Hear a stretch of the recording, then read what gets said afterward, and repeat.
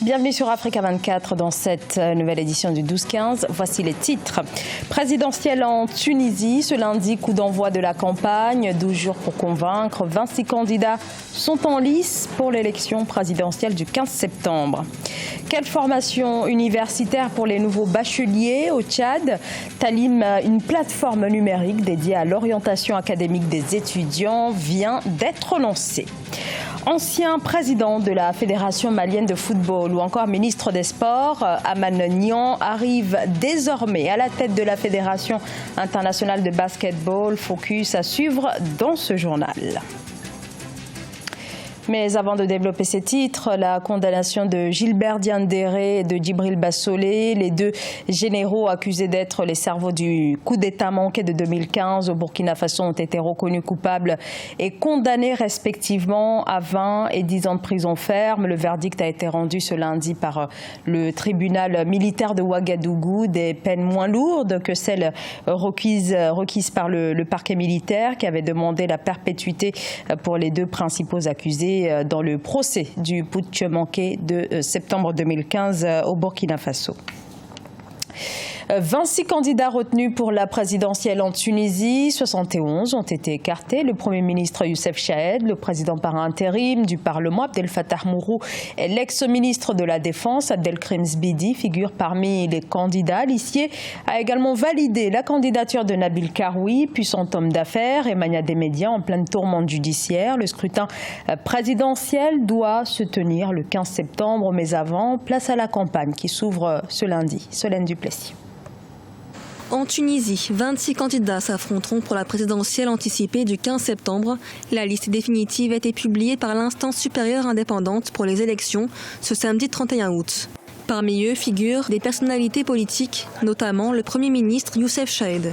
En tout cas, Youssef Chahed s'appuie sur d'abord le fait d'avoir été le chef du gouvernement. Donc en fait, toute l'ambiguïté aujourd'hui, d'ailleurs qui impacte lourdement sur son image, et d'être au four et au moulin. Il était le chef du gouvernement et aujourd'hui candidat. Je pense qu'il a énormément créé une sorte d'image négative de lui et il a donné surtout l'impression de faire un forcing pour pouvoir accaparer ce poste de président de la République. Autre candidature validée par l'instance en charge des élections, celle de Nabil Karoui, l'homme d'affaires et magnat des médias, est détenu depuis le 24 août après avoir été inculpé pour blanchiment d'argent. Nabil Karoui, dont la candidature a bouleversé le paysage politique tunisien, fait figure de favori dans les sondages. C'est un homme qui a une chaîne de télévision. Petit à petit, il s'est fabriqué une notoriété, une image, et puis il s'est rapproché ce qu'on appelle les pauvres, les Tunisiens pauvres. Donc dans cette Tunisie de l'après-révolution, il s'est forgé une image et puis une sorte de respectabilité. Et c'est ce qui explique aujourd'hui ce phénomène Karoui. Les 26 candidats retenus auront l'occasion pour la première fois dans le pays de débattre en direct à la télévision nationale du 11 au 13 septembre, un moyen de renforcer le processus démocratique. Rappelons qu'au total, 98 dossiers de candidature avaient été déposés pour la présidentielle. Dans l'actualité également, le déplacement du président congolais Denis Sassou Nguesso en France, où il doit rencontrer ce mardi son homologue français Emmanuel Macron à l'Elysée. Au menu notamment les questions climatiques, un déplacement dans le cadre d'une visite de travail de 3 jours pour le chef de l'État congolais à l'invitation de la France. Le dirigeant sera reçu en tant que président de la commission climat du bassin du Congo et du Fonds bleu pour le bassin du Congo, deuxième poumon écologique du monde. Actuellement en proie à de graves incendies qui s'étendent sur une immense zone allant du Gabon à l'Angola. À quelques semaines de la rentrée universitaire au Tchad, les étudiants, à l'instar des nouveaux bacheliers, n'ont plus que quelques jours pour finaliser leurs inscriptions. Mais dans l'offre de formation proposée, pas si simple de s'y retrouver. Pour aider les nouveaux étudiants, une plateforme informatisée vient d'être lancée afin de leur trouver le meilleur cursus. Reportage entre correspondants Mamat Ramadan, commenté par Nathalie Mo. Au Tchad, environ 40 000 nouveaux bacheliers vont chercher à s'inscrire dans les structures de l'enseignement supérieur pour l'année académique 2019-2020. Une situation qui vient accentuer le défi d'orientation des jeunes dans les formations supérieures. Pour contribuer à résoudre ce défi, le jeune étudiant Christian Madé a lancé une plateforme de e-orientation dénommée Talim. L'objectif est d'aider les jeunes tchadiens et africains à trouver des opportunités d'études en Afrique pour lutter contre la fuite des cerveaux. Beaucoup de jeunes étudiants et étudiantes ou des bacheliers n'étaient pas bien informés sur les choix après le bac, quels sont les métiers disponibles actuellement, et Talim vient résoudre ces problèmes. C'est-à-dire que nous sommes là avec ces jeunes en les proposant les formations disponibles après le bac. Également, nous les accompagnons, c'est-à-dire dans leur future destination. Si la mission première de Talim est d'aider les jeunes africains à trouver des formations adaptées à leur cursus académique, la plateforme ambitionne également de promouvoir l'accès des jeunes filles à certaines filières de formation professionnelle et à des métiers jusque-là réservés majoritairement aux hommes. Nous voulons accompagner les jeunes filles du Tchad et d'ailleurs à pouvoir opter et choisir des métiers qui les fait rêver. C'est-à-dire que nous sommes là également pour leur mettre en valeur afin qu'elles puissent choisir ces métiers. Et le Talim également vise à lutter contre les inégalités entre les sexes. Par ailleurs, la plateforme Talim a signé des conventions de partenariat avec plusieurs universités et services consulaires du continent pour faciliter les visas et l'inscription des jeunes en ligne avant même qu'ils regagnent leur lieu de formation. Kenya Airways double son déficit au premier semestre au montant des pertes, 80 millions de dollars que la compagnie kenyane attribue à l'augmentation de ses coûts d'exploitation suite à l'ouverture de 2 nouvelles lignes et de la remise aussi en service de 2 Boeing 787 auparavant loués à Oman Air. Marcel Farbamaron. Premier semestre 2019, difficile pour Kenya Airways sur le plan financier. La compagnie nationale kenyane a enregistré entre janvier et juin une perte avant impôt de 8,56 milliards de shillings kenyans, soit plus de 80 millions de dollars. Comparé à la même période de l'exercice 2018, dont la perte était estimée à 3,9 milliards de shillings, soit plus de 35 millions de dollars, ce chiffre représente une augmentation de 112%.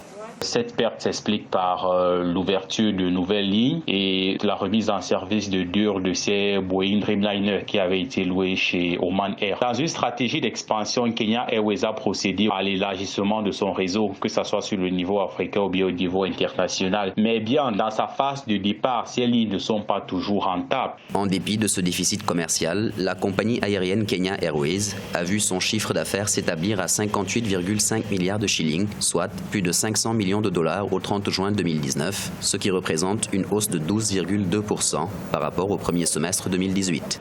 Les recettes issues des produits auxiliaires, je parle des services de maintenance, couplées avec les recettes du fret, cela mis ensemble a permis de booster les revenus de la compagnie aérienne au cours des 6 premiers mois de l'année. Les bénéfices se font rares au niveau de Kenya Airways, au moment où la société traîne une lourde dette de 220 millions de dollars. Détenue à 48,9% par le gouvernement kényan, elle avait fait l'objet d'un vote au Parlement en juillet 2019 en faveur de sa nationalisation dans le cadre d'une opération de sauvetage. Le code informatique, la langue du 21e siècle, et à l'heure où seul 1% des élèves africains sortent de l'école avec des notions en la matière, faute d'enseignement, certains, à partir d'un intérêt très prononcé pour le domaine, parviennent à s'illustrer dans le domaine. Rencontre au Nigeria avec Basile Okpara, 9 ans, qui grâce à sa maîtrise précoce de la programmation s'est lancé dans la création de jeux vidéo. Kamesh Katapoulé. Le génie africain ne cesse d'impressionner à travers le monde. L'Afrique a ses talents. Le talent d'aujourd'hui, c'est Basile Okpara, de nationalité nigériane. À seulement 9 ans, il a déjà créé plus de 30 jeux vidéo en moins de 4 mois depuis son entrée dans un centre de codage à Lagos, la capitale. Comme la plupart des enfants de son âge, il aime jouer aux jeux vidéo. Mais Basile ne joue qu'avec les jeux qu'il a lui-même conçus. J'ai commencé à coder cette année et j'ai appris en regardant le jeu d'un camp d'entraînement. Le camp d'entraînement s'appelait Codefest et c'est pourquoi j'aime construire des jeux et parce que les jeux sont très amusants. À son actif, l'attaque à la grenouille, les joueurs défendent la terre des amphibiens, mais aussi Falling Apples, un jeu sur la cueillette des pommes, des jeux qu'il a créés grâce à une application de codage gratuit appelée Cratchuto.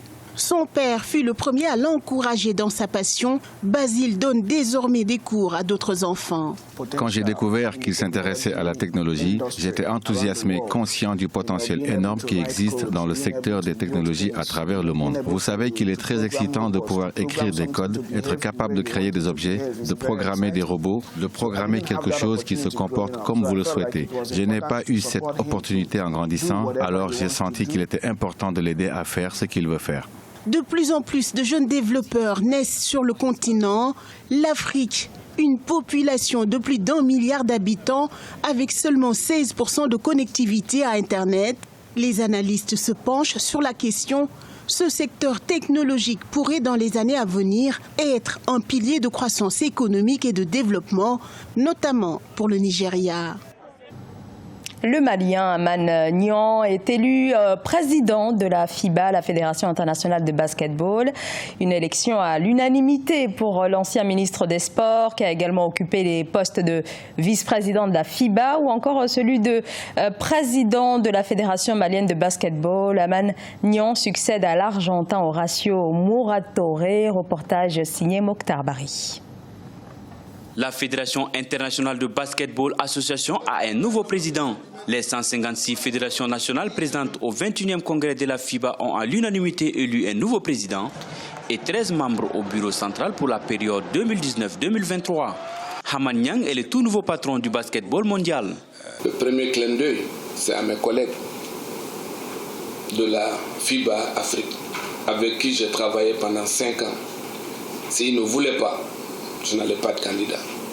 Merci à ces braves personnes qui ont prouvé que l'intérêt général doit primer sur l'intérêt particulier. Aman Niang est un fin connaisseur du basketball.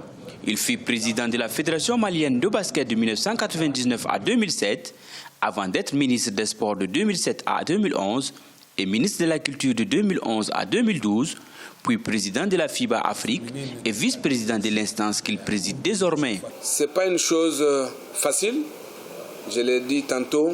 Le plus simple, le plus facile, c'est d'être président de FIBA.